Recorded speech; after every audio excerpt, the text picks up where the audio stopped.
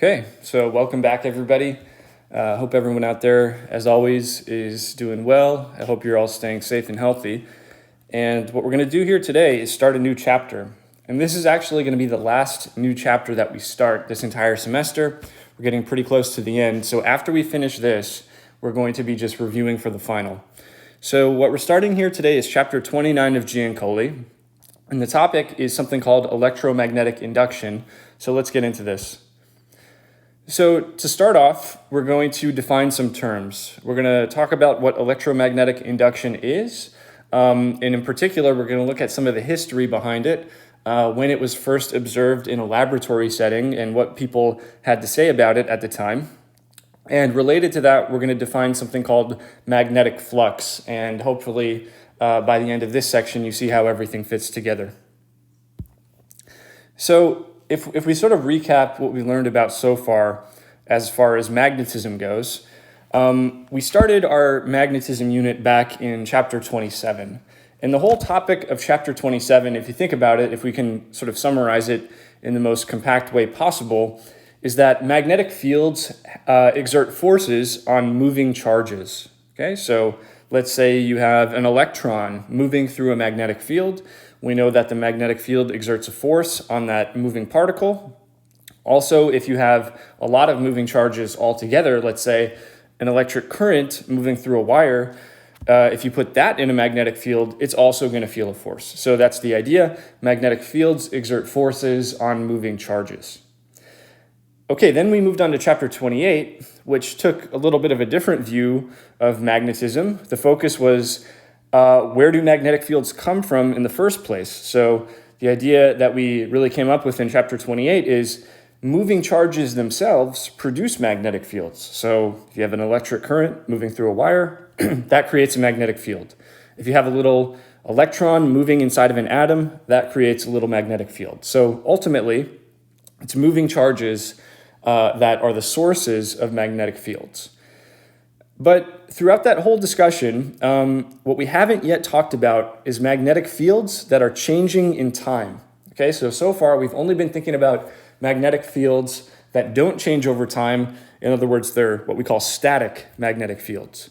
So now we're going to sort of switch our thinking to magnetic fields that change in some way as time moves on. So electromagnetic induction is a process where you have a changing magnetic field, and that creates an EMF. And remember, EMF is just a fancy way of saying a voltage, and that voltage can cause current to flow. So there's a lot going on there. We really need to sort of break this down bit by bit. But historically, this effect that we're talking about here, electromagnetic induction, it was actually independently observed by two different people in the early 1830s. So we have Joseph Henry and Michael Faraday. It turns out Michael Faraday gets all the credit. As we're going to see, all these different effects are named after Michael Faraday. But they both should receive some credit for discovering this effect. So now I'd like to talk about one of the early experiments that was done to investigate this effect called electromagnetic induction. And this was something done by Michael Faraday. So if we look at the diagram here, it shows you a setup of the experiment. On the very left, we have a battery. And if you look at the positive terminal of the battery, you'll see that there's a wire connected to it. And if you follow that around, you'll see that it eventually loops several times around this iron toroid. So this is something that's shaped kind of like a donut. Then if you follow that all the way around, we have a switch, which then connects to the negative terminal of the battery. So for the time being, the switch is open, meaning there's no current flowing, but of course we could later on close the switch and see what happens. If we look at the right side, what we see is there's a similar thing going on. There's a wire that's wrapped many times around the same iron toroid that's labeled number 2. And this is not connected to a battery. This is actually connected to something called a galvanometer. So this is something that measures current in the circuit. Now, if you look at circuit number 2, you'll notice that there's no battery and there's no sort of power source. So you might wonder, why would we expect any current to be flowing in this circuit if there's nothing to drive the current? But this is the whole point of the experiment. Surprisingly, there is a way to get some current flowing in circuit number 2. So here's what happens. If we close the switch, what we're going to see is the needle of the galvanometer, which is telling us how much current there is, it briefly deflects, okay? But then just as soon as it deflects, it goes back to zero. So it's very briefly telling us that there's some current in circuit number 2, but it almost immediately goes right back to zero. Okay, we can look at this a little bit further by asking what happens if we reopen the switch. Okay, so let's say we reopen the switch. What happens is the needle of this galvanometer, it also briefly deflects and then goes right back to zero. So what is this telling us? Right when the current starts flowing in circuit number 1, we get a little bit of current in circuit number 2. And then right when the current stops flowing in circuit number 1, we also get some current in circuit number 2. But when there's steady current flowing in circuit number 1, okay, nothing's really happening in circuit number 2. So this is what Faraday interpreted these results as telling him. He said that, look, if we have a changing B field in this toroid, that's going to cause a current to flow in circuit number 2. But if we have a constant B field in this toroid, then we're going to have no current flowing in circuit number 2. So I'm going to sketch out real quick what the B field inside this toroid sort of looks like. And if you remember, we looked at this example in chapter 28. So the B field, if we draw just one of those B field lines, it loops around the toroid like this. And one thing about the B field is it's proportional to the current. So the more current we have running in this circuit number 1, the stronger the B field is going to be. So what happens immediately when we close the switch and current starts flowing? Well, the current is gradually increasing, which means the B field is increasing. So when we have that changing B field, when we just start running the current, just after closing the switch, we see that we get a current here in circuit number 2, okay? And then by the same token, when we open the switch, the current is decreasing. It's actually going to zero, meaning we have a changing B field once again. Again, when we have that changing B field, we get a current in circuit number 2, okay? So that's what Faraday determined. When we have a changing B field, we get a current, but when we have a constant B field, we don't get any current. It doesn't have any effect. So that first experiment, that first experiment that I told you about is a little bit complicated. This is a much more simple experiment, which really illustrates the same exact effect. So in this experiment, what we're going to do is move this magnet through a coil. And that coil is connected to a light bulb. So if the light bulb is shining, that will tell us that there's some current running through the coil. And then, of course, if the light bulb is off, then that means we don't have any current. So what happens when we move this magnet through the coil? Well, this is what happens. So notice how when the magnet is moving through the coil, the light bulb lights up. But as soon as the magnet is stationary and it's not moving, the light bulb goes dim again. So this is telling us, once again, it's the changing B field in this coil that determines whether we get a current, okay? As long as we have a changing B field in the coil, we get some current, and that can be used to power a light bulb. But if we just have a static B field that's just sitting there and not moving, we don't get any current, and the light bulb doesn't light up. That's the idea. So it's a changing B field that induces current to flow in this coil. Okay, so hopefully you get some sense of what the qualitative picture is. But now what we want to do is describe some equations that actually tell us how this effect called electromagnetic induction actually works. And to do that, we're going to need to introduce a new quantity called magnetic flux. Now, before we actually get into magnetic flux, I really want to emphasize that this is really exactly the same as something we learned about in chapter 22 called electric flux. So if you remember from chapter 22, when we were talking about Gauss's law, we came up with this idea called electric flux, psi sub E. And the definition of that was E dot dA integrated over some surface. And this was really important in Gauss's law. So in the same exact way, we have magnetic flux. The way magnetic flux is defined is by this integral, psi b. So psi sub b is the integral of b dot dA over some surface. Now, before we get into the math and really what that means, let's get a more qualitative picture. Magnetic flux is just a way of telling you how many B field lines are going through your surface. So if you have a lot of B field lines going through a surface, then there's a large amount of flux. If you have no B field lines going through the surface, then your flux is equal to 0. That's really all that this is telling you. So mathematically, it's given by the integral of b dot dA. And the way you want to think about this is we can take the surface that we're thinking about, and we can break it into little elements of area, which we call dA.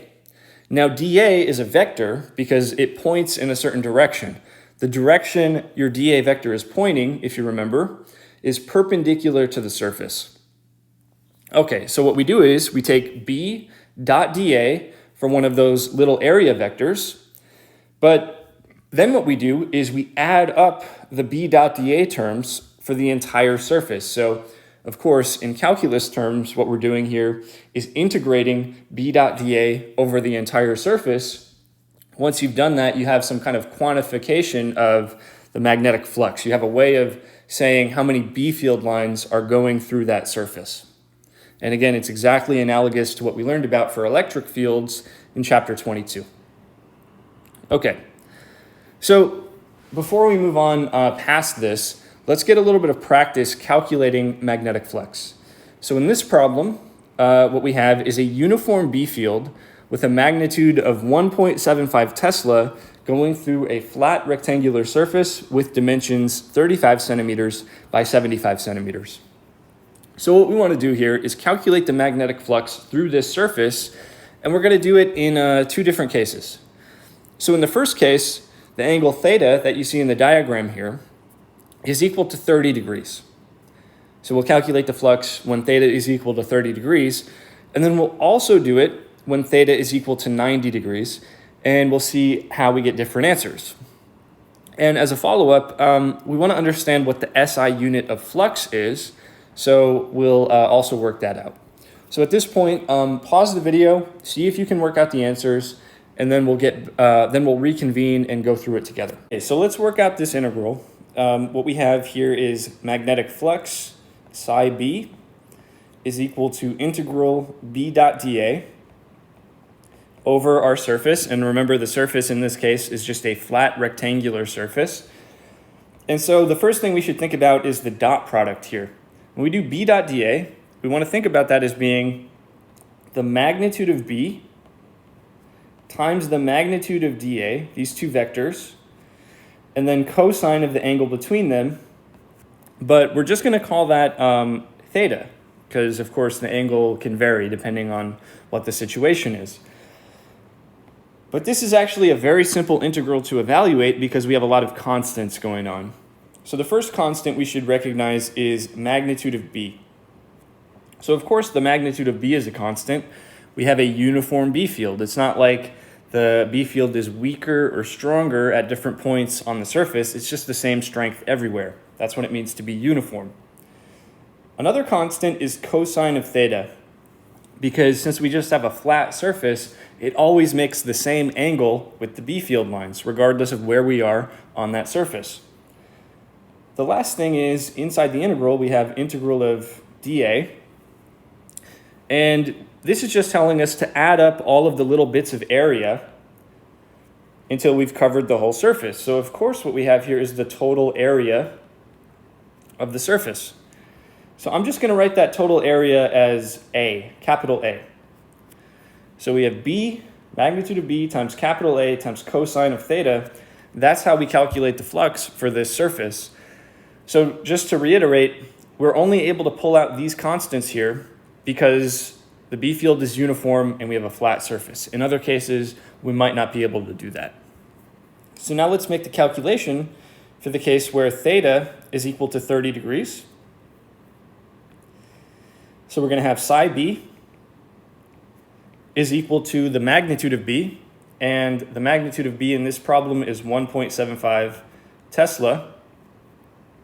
Then we multiply that by the area, which for a rectangle is just length times width. We have 75 by 35 centimeters, or 0.75 meters times 0.35 meters. That's the area. And then again, we take cosine of the angle, which is 30 degrees. And here's what we get. You work this out, you get 0.3978. And let's think about the units. We have Tesla, and we also have a unit of area multiplying that, which is meters squared. So that's our SI unit right there. Tesla times meters squared. That's magnetic flux. And of course, what we want to do is round this off to 3 sig figs. So we would write this as 0.398 Tesla times meters squared. That's the answer. Okay. Next, let's look at the case where theta is equal to 90 degrees. So first, we're just going to compute the answer. So psi sub b is equal to, here, I'm not even going to write in the numbers. It's magnitude b times the area times cosine of 90 degrees.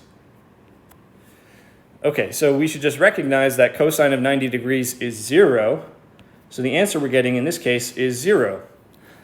Now, if you remember the meaning behind magnetic flux, it's some way of quantifying how many B field lines are going through our surface. This is saying we don't have any B field lines going through our surface because we're getting 0. So to show you why that is, let's just draw the situation again. If this is our B field, let's say going to the right, and then this is our surface, we're seeing it edge on.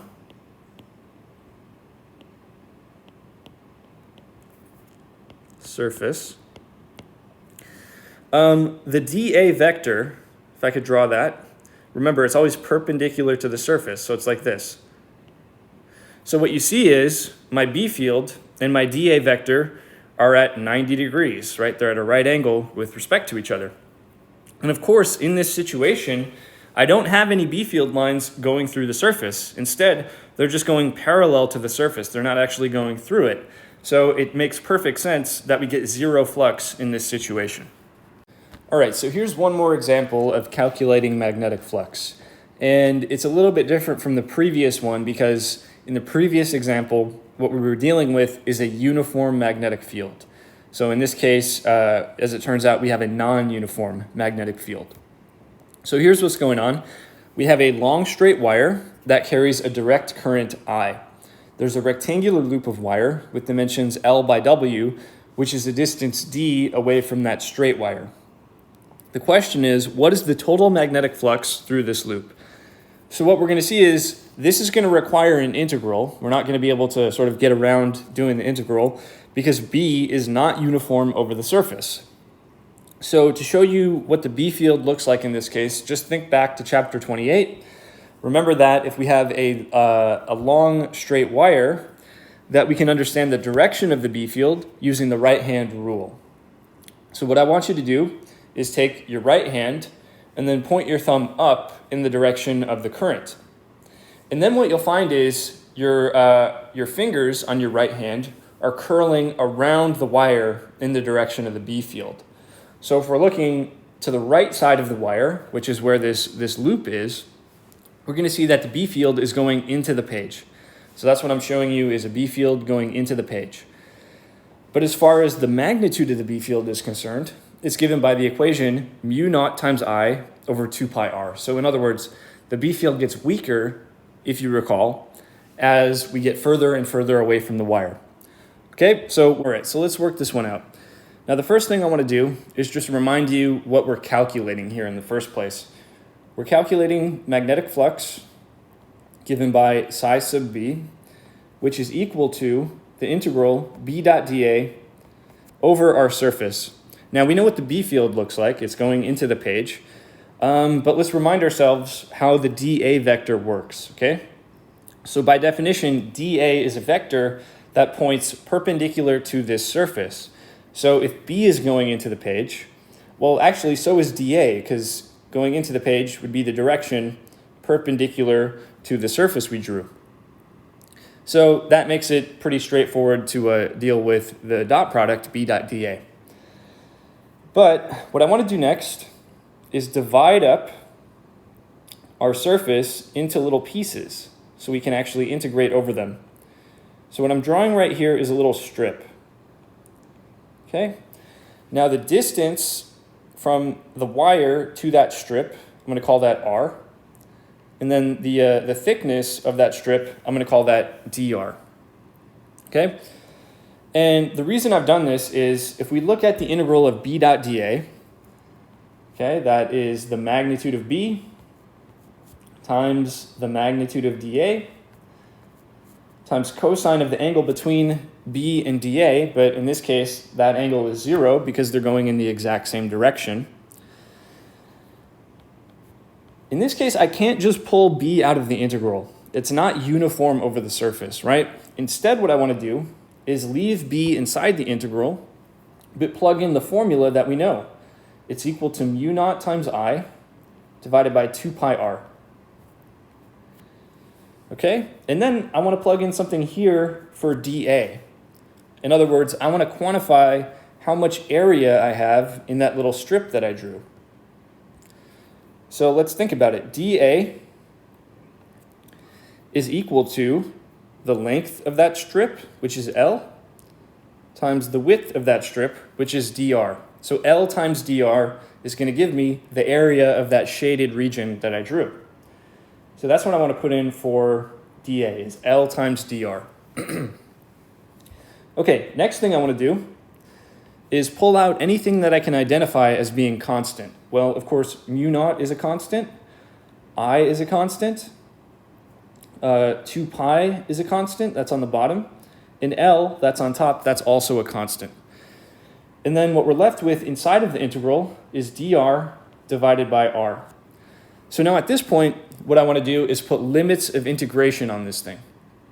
Okay, so where does r start? Well, if we're on the very left side of the loop, we have d. That's the distance between the wire and the very leftmost side of the loop. When we go to the very rightmost side of the loop, now r is equal to d plus w. In other words, that's how far away we are from the loop when we're at the very rightmost side. So those are the limits of integration for r. Now, the function we're integrating here is not too bad to deal with. It's something we've seen in the past. When I have 1 divided by r, I know that this integrates to the natural log of r. And of course, I'm going to take that from d to d plus w as my limits.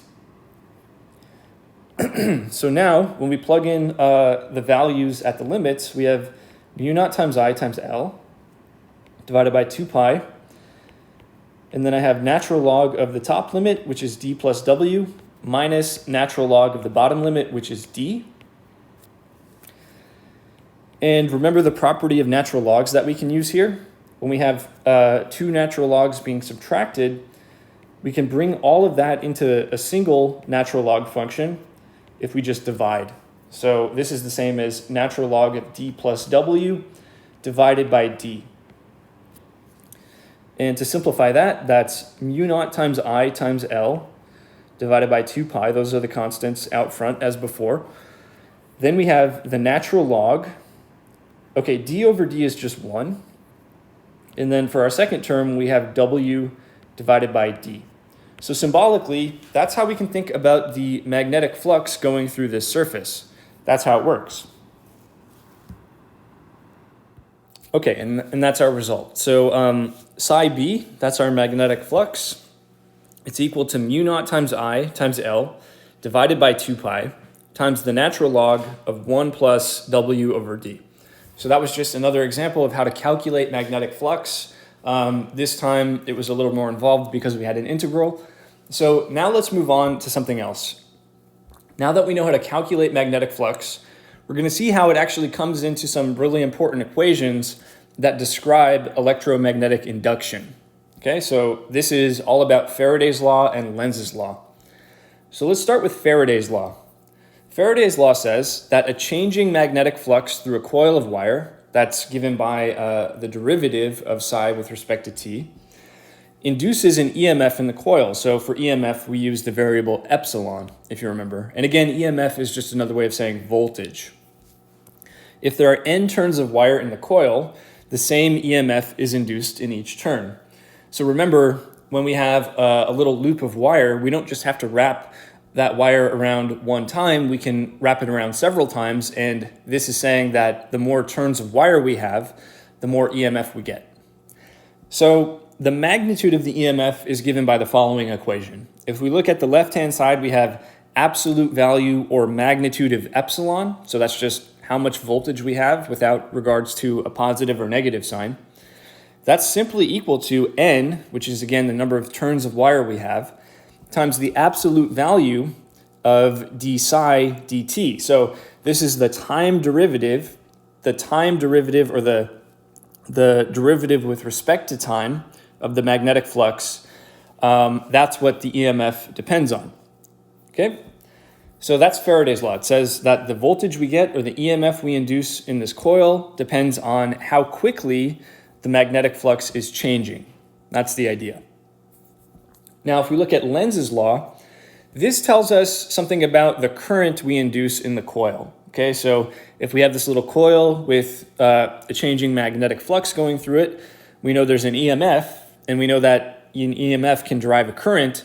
Lenz's law tells us about which way the current is going to flow.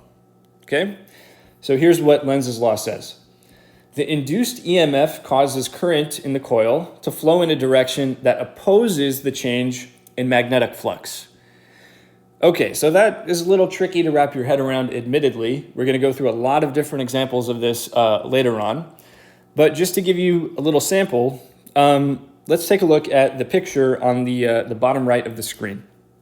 So what's going on here is we have a magnet with a north and a south pole, so just some kind of bar magnet, which is moving into a coil. Okay, so there's a little circular coil of wire shown on the right-hand side of the diagram. So the magnet is moving to the right. Now you can see that as the magnet moves to the right, the more and more B field lines that we'll have going through the coil. So in other words, the magnetic flux is increasing with the B field lines going to the right. Lenz's law tells us that the current that's induced in this coil, as a result, should oppose that change in flux. Okay, so in other words, we want some B field lines going to the left to oppose the change in flux, okay? Because we're having more and more B field lines going to the right through our surface, we need B field lines going to the left to oppose the change in flux. So think about how would current have to flow in this coil to create B field lines that are going to the left through the coil? Well, just use the right-hand rule. If you take the thumb of your right hand and point that in the direction of the current I that's being shown here, okay, you'll see that the fingers of your right hand are curling to the left through the coil. So that's telling you that the current has to flow in the way shown in the diagram to make this all work out, okay, to oppose the change in flux that's happening.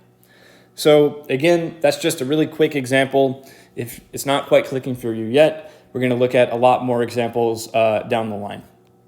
All right, so the last thing I want to touch on here before we move on to the next part of the lecture is a more general way to think about Faraday's law and Lenz's law. If you take a look at the equation on the middle of the slide, this actually encapsulates every single idea we just talked about with Faraday's law and Lenz's law. So it's a really compact way of kind of giving you all that information, but we're not really going to use this because it takes some advanced vector calculus to really get it right. So I just want to show you the equation, give you a little bit of appreciation for what it's saying, and then just sort of move on from there. So if we take a look at the equation, if we look at the right-hand side, we have minus d by dt integral b dot dA. Okay, so what we have is a derivative with respect to time of b dot dA, which we know is the magnetic flux. And there's a negative sign out there. We'll address what that negative sign means in a second. On the left-hand side, we have integral of E dot dL. So that's the integral of an electric field over some kind of path. All right? So what is this really telling us? Well, if we look at the left-hand side, this is telling us something about a changing magnetic field, because we have B representing a magnetic field, and we have a time derivative that's telling us some kind of change is happening. So on the left side, we have an electric field. So since there's an equal sign there, this, in a rough sense, is telling us that if we have a changing magnetic field, then that's going to create an electric field. That's the idea. And actually, this is true even if there's no circuit for charges to move around in, like we saw in the previous couple examples. So even if this is happening in perfectly empty space, if you have a changing magnetic field, that's going to give you an electric field. That's really the general idea behind Faraday's law. It just so happens if you have a circuit, that electric field can cause current to start flowing. But even if you don't have that, that electric field is still there. Okay, so to get a sense of what's going on here, in particular, on the right side, what we have, again, is the time derivative of the magnetic flux through some kind of surface. So if you look at the picture on the very bottom of the slide, we have our surface. It's a little circle, and the dA vector is shown, giving you a little bit of area on that surface. So if we have flux, that means there's an integral of B dot dA happening. So all this is saying is that this integral of B dot dA is changing in some way. So you can imagine maybe the B field is getting weaker as time goes on, or the B field is getting stronger as time goes on. There's something that's causing the flux through that surface to change. Okay? So what that means is we're going to have an electric field. And if you look at the left side of the equation, it's E dot dl. So we have to integrate the electric field over some kind of path. And in particular, that path is the edge of the surface that we chose. Okay? So in other words, now we're going around that circular path like this to do our integral of E dot dl. Okay? That's really what you want to visualize here. So we have a changing magnetic flux through the surface. That causes an E field that's looping around the surface as shown in the diagram. Okay? That's the picture you should have in your head. Now, what about Lenz's law? That tells us that, look, if we have some kind of induced current as a result of this changing flux, that it's going to oppose the change in flux. Well, actually, that's completely encapsulated by the negative sign. Okay, so Lenz's law is really just given by the negative sign in the equation. All right, so that's all we'll say about this. Again, this is sort of the more advanced way to think about Faraday's law and Lenz's law. Did want to give you a little bit of a picture of that, but that's all we'll say about this equation. And now we're going to move on to applications. So how do we really use Faraday's law and Lenz's law? What are the different examples we might see? How do we deal with them? So now let's talk about how to use Lenz's law properly. So the idea is Lenz's law is useful for telling us the direction of an induced current. Okay, so if we have some kind of change in magnetic flux through a coil, Lenz's law will tell us which direction the current is going to start flowing through that coil. That's the idea. And if you remember, what Lenz's law says is that the induced current opposes the change in magnetic flux through the coil. So that's kind of an abstract statement. Let's think about how to really break this down into a step-by-step process. So here's step one. First, you want to determine whether the magnetic flux through your coil is increasing or decreasing. So what you should have in mind here is, look, you've got a coil of wire and there's some kind of outside B field which is going through that coil. If the number of B field lines going through that coil is increasing, then your flux is increasing. And then if the number of lines going through that coil is decreasing, then your flux is decreasing. Okay, so just figure out which situation you're dealing with. Are you having more lines go through the coil over time and it's increasing, or do you have less lines going through the coil over time and the flux is decreasing? So figure out which one you have. Okay, so step two is if we determine that the flux is increasing, then we know that the magnetic field from the current that you induce has to be in the opposite direction as your external B field. So think about it. If I have more and more field lines from the outside, B external, going through my coil, I'm going to want to induce a B field going the other way to oppose the change in flux, right? So in that case, our induced B field is going to have to be in the opposite direction as our external B field. That's the idea. On the other hand, if we look at step 3, if we determine that the flux is decreasing, then the induced B field should be in the same direction as our external B field. So the idea here is if we're trying to oppose the change in flux, we want more B field lines to go through in the same direction to oppose that change in flux. So step 4 is, look, now we know the direction of this induced B field. We can just use the right-hand rule to get the direction of the current that must be causing that B field. Okay, that's the idea. All right, so that's probably a lot to take in. So we're going to do some examples so you really see how this works. And here's our first example. So what you see here is a circular loop of wire that's being pushed into a magnetic field which points into the page. The question is, what is the direction of the induced current in the loop? So first, let's just sort of think about qualitatively what's happening here. You see that the B field is confined to this region in the box. So we can basically say that B is equal to 0 as long as we're outside of the box. So of course, if we push this coil into the field, we're going to see that there are more and more B field lines going through the coil as time goes on. So we're definitely going to have a change in flux happening. We're definitely going to have an induced current happening. Okay, so that B field that you see in red, that's what we're going to call our external B field, okay, because it's caused by something, outside of the coil. The flux is clearly increasing, right, because we have more and more of those field lines going through the coil as time goes on. So that's really the first step, is we know that the flux is increasing as we push that coil into the field. And then the next thing is, since we know we have an increasing flux, we know that the current in the loop must produce a field, B induced, that's in the opposite direction as our external field.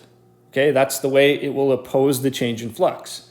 So if our external field is going into the page, that's what's being shown here, then our induced B field, created by the current going through the coil, is going to be out of the page. So they're in the opposite direction. So that's the next step. B external is into the page, so B induced must be going out of the page. So the last step is to think, okay, well, what kind of current must be flowing through this coil in order to produce a B field that's coming out of the page? The way you answer this question is with the right-hand rule. So what I want you guys to do is take the thumb of your right hand, okay, and have that just kind of point in the clockwise direction, okay? So have your thumb going clockwise around the coil. You're going to find that your fingers are pointing into the page. Okay, so that's not what we want.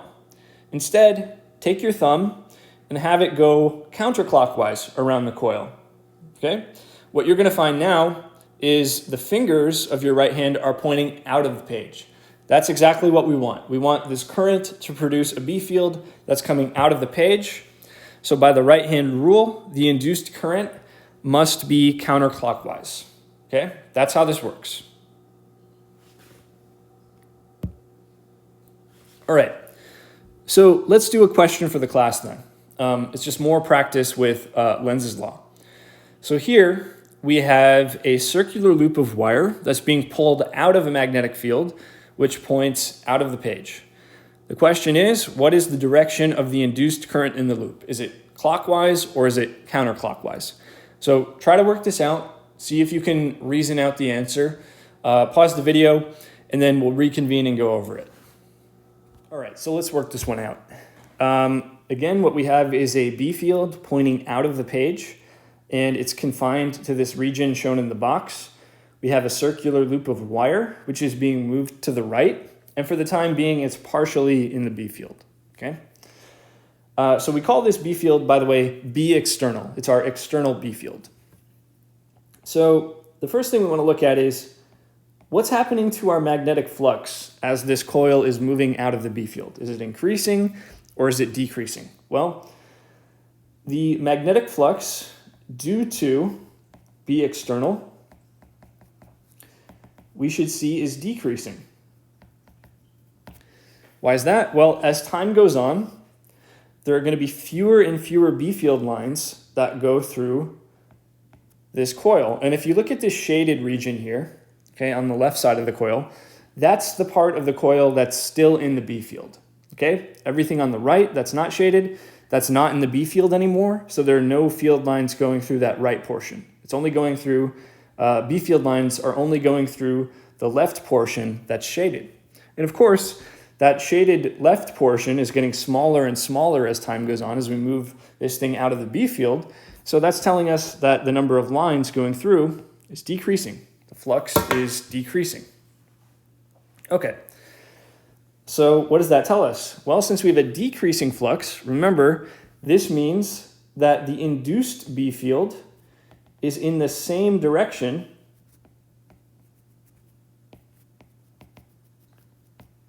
as our external B field. Because the idea is this induced B field is going to oppose the change in flux. So if we have fewer and fewer B field lines going out of the page through the coil, we want to induce a B field going out of the page in the same direction. Okay, so that tells us that B induced is out of the page, just like B external. Okay, now the next thing to sort of get your head around is what kind of current does that mean we have? The induced current. Well, if we want the B field to be pointing out of the page, use the right-hand rule, okay? Basically, we have two options to choose from, okay? We can either be clockwise or counterclockwise. And we just need to pick which one of these options is correct, okay? So just test each one out using the right-hand rule. That's really all you have to do. Let's choose clockwise, how about, okay? So take your right hand and point your thumb of your right hand so it's curling around the circle clockwise. Okay, what you're going to find is the fingers of your right hand are pointing into the page. Well, that's wrong, right? We don't want our B field to be going into the page. We want it to be going out of the page. So let's try out counterclockwise, okay? So same idea, take your right hand and then take your thumb so it's curling counterclockwise around the circle. What you're going to find is the fingers of your right hand are now pointing out of the page, which is correct. That's what we want. We want our induced B field to be out of the page. So the answer is our induced current is counterclockwise. And so let's take a look at one more example of Lenz's law. What we have is a circular loop of wire, which is in a uniform magnetic field, which points into the page. So that's what you see there. The strength of the magnetic field is decreasing as time goes on. So which direction does the induced current flow in the loop? Is it clockwise or is it counterclockwise? So again, pause the video, try to work this out, and then we'll go through it. Here's what we're dealing with now. We have a B field, which is going into the page, but the strength of that B field is decreasing as time goes on. So if we think about what that means for our flux, well, the flux is going to be decreasing over time. So the flux due to this external B field is decreasing. And that's just a statement that the number of field lines going through it is getting smaller over time because the field is getting weaker over time. That tells us that the induced B field, B induced, is in the same direction as our external B field. Okay, that's what happens when you have a decreasing flux. The induced B field is going in the same direction as the external B field. That's how you oppose the change in flux. So then, since our external B field is into the page, so is our induced B field. It's into the page.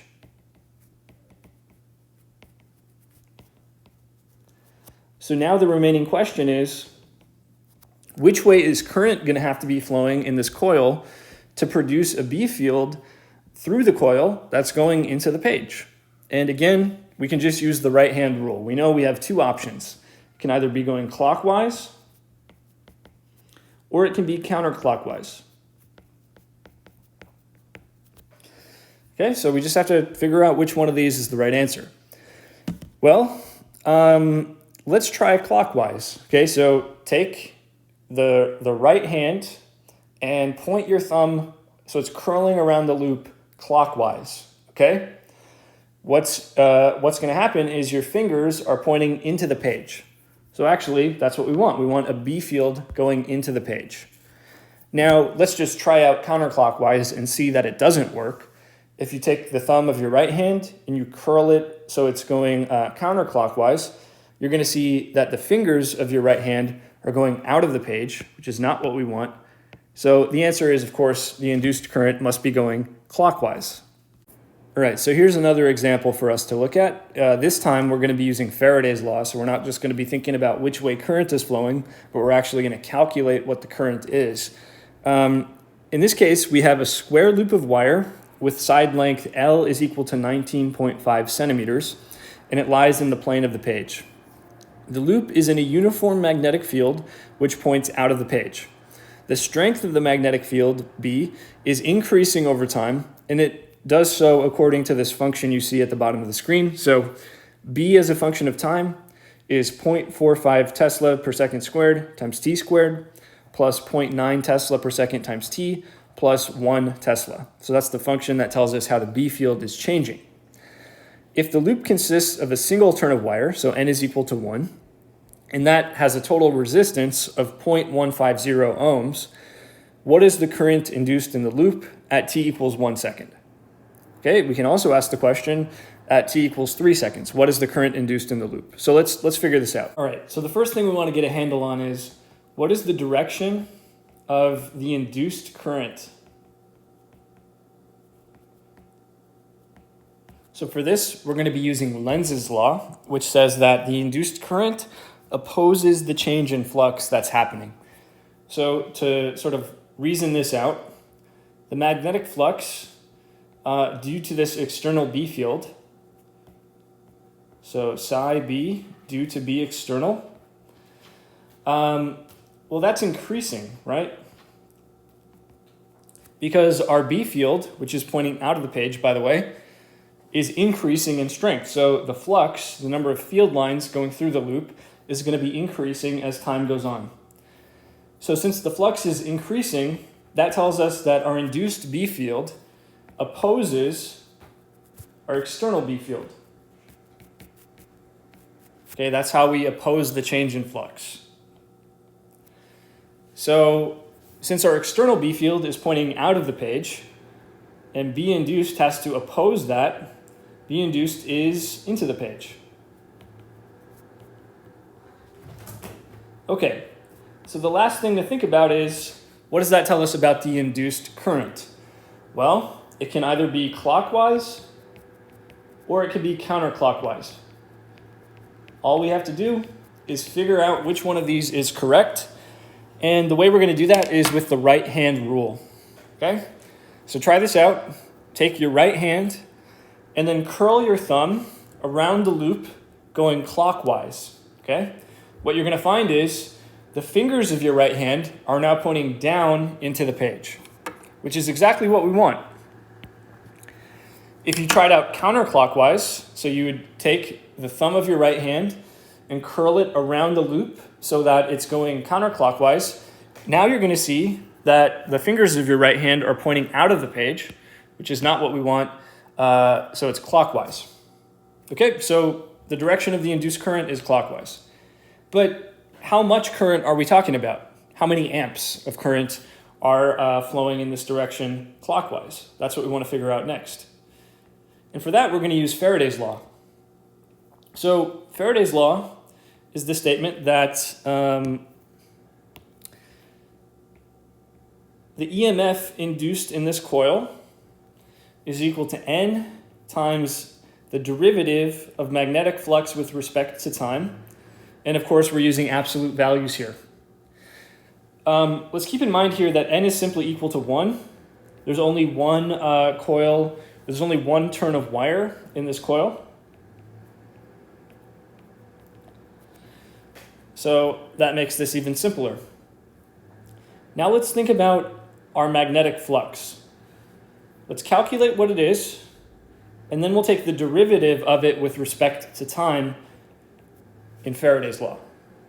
So our magnetic flux is the integral of B dot dA. So let's work this out. First, we have the magnitude of B times the magnitude of dA times cosine of the angle between them. That's how you evaluate the dot product. But in this case, the angle is just 0.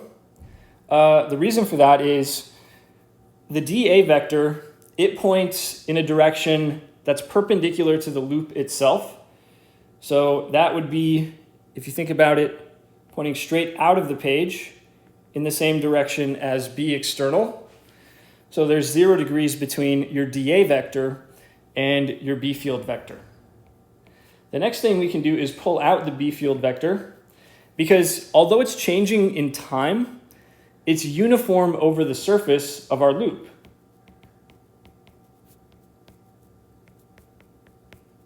In other words, the B field is just as strong at any location inside of our loop. It's uniform. So all we're left with after pulling out our B field vector is dA inside of the integral. And of course, that's just B, the strength of the B field. This is the total area. So just B times A. That's the formula for the flux. It's nothing more than B times A in this case.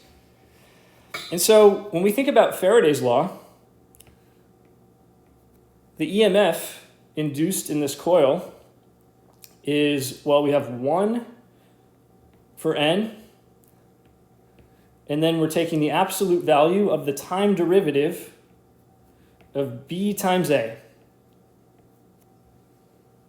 Okay? Now let's think about, since we're taking a derivative, what's constant here? Well, B, that's changing over time, right? So there is a derivative of B with respect to time, but the area is not changing over time. So the area is a constant which can be pulled out. And then here we have the magnitude of dB dt. So pulling out the area as a constant, we have A times dB dt. Now let's also remember that what we're dealing with here is a square, so the area is just L squared times dB dt. That's what we have so far. Okay, now let's think about how to take the derivative of B with respect to time. Because B as a function of time is given by, remember we had 0.450 Tesla per second squared times t squared plus 0.900 Tesla per second times time plus 1.00 Tesla per second. So if we actually just take the derivative of this function, dB by dt, so we have a t squared in the first term. So the power rule says a factor of 2 comes out, and then 2 times 0.45 is equal to 0.9. And we have Tesla per second squared there. And then the power goes to 1. The next term has a t in it. The derivative of t with respect to time is just 1. So taking this derivative, we just get 0.900 Tesla per second. And that's it. And then finally, the last term here is just a constant. And when we take a derivative of a constant with respect to time, we just get 0. So that's it. All right.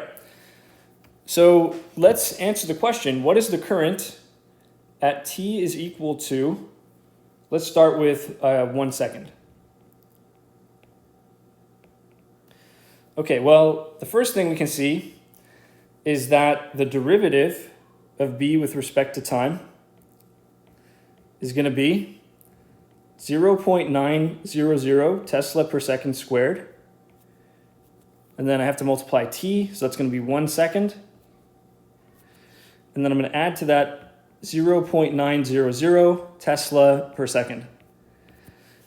And what that gives us is 1.800 Tesla per second.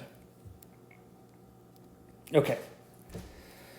So according to Faraday's law then, our induced EMF, epsilon, is equal to L squared times dB dt. So the length in this case was 19.5 centimeters. So we're going to have 0.195 meters squared. That's L squared. And then we're going to multiply that by dB dt, which is 1.800 Tesla per second. Okay. So what does this work out to? We're going to get 0.06845. And the units here, if you think about it, are Tesla meters squared per second. I'm going to put a little bar on top of the 4 because at the end of the day, we want to round to 3 sig figs here. And although this might not be obvious when you look at the units, what we're dealing with is a voltage, right? Epsilon is an EMF or a voltage. So in the SI system, we expect this to come out in units of volts. And so this unit we wrote down here is actually equivalent to volts. So to round it off to the right number of sig figs, we'd have 0.0685 volts. Okay? Now here's the next thing. We can use Ohm's law to say that this voltage or this EMF is equal to I times R. So now we're actually going to get the current if we simply take the induced EMF divided by the resistance. So here's what we have. We have 0.0685 volts to 3 sig figs divided by our resistance, which is 0.150 volts per amp. So the current we get is 0.4563 amps. Okay, and then we keep 3 sig figs, so it would be 0.456 amps at t equals 1 second. So because we have this changing B field, at t equals 1 second, we have an induced current of 0.456 amps, and it's flowing, as we said earlier, clockwise. Okay? Now, at t equals 3 seconds, we can do a similar thing, right? Here's what we do. We find dB dt at that time. And so what we have is 0.900 Tesla per second squared, now times 3 seconds, plus 0.900 Tesla per second. And what this works out to is 3.600 Tesla per second. So that's the time rate of change of the magnetic field at t equals 3 seconds.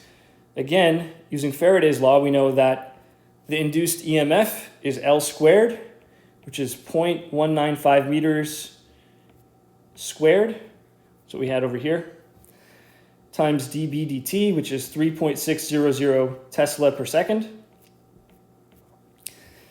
And that will give us the EMF, or the voltage, induced at this time. So we have 0.1369 volts. Okay, and then as before, we know that the current is equal to this EMF, 0.1369 volts. divided by the resistance, which is 0.150 ohms, which is a volt per amp. And this works out to 0.9126 amps. Or to the right number of sig figs, 0.913 amps. That's what we get at t is equal to 3 seconds.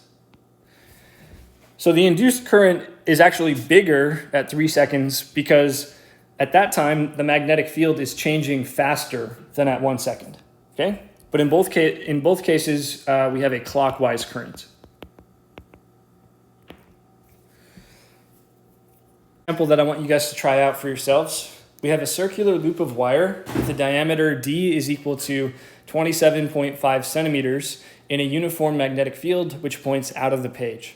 The strength of the magnetic field B is decreasing at a constant rate of 0.100 Tesla per second. The loop consists of n equals 15 turns of wire and has a total resistance of 1.5 ohms. What is the current induced in the loop? And we'll also answer the question what direction the current is flowing in. Is it clockwise or counterclockwise? So pause the video, try to work this out, and then we'll go through it. The first thing to do here is, again, to get a handle on the direction of the induced current. So we're going to use Lenz's law for this. So again, the direction of the induced current opposes the change in flux. Well, what's happening with our magnetic flux? Psi B, due to this external B field, which in this case is coming out of the page, that flux is decreasing because, of course, this B field is decreasing in strength, so we have fewer and fewer B field lines going through the loop as time goes on. Our flux is decreasing, and that automatically tells us that the induced B field is in the same direction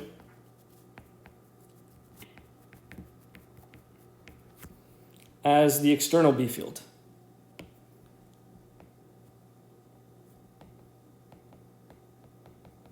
Okay, so B induced is in the same direction as B external to oppose this change in flux that's happening. Okay, well, the external B field is out of the page, so that tells us that B induced is out of the page.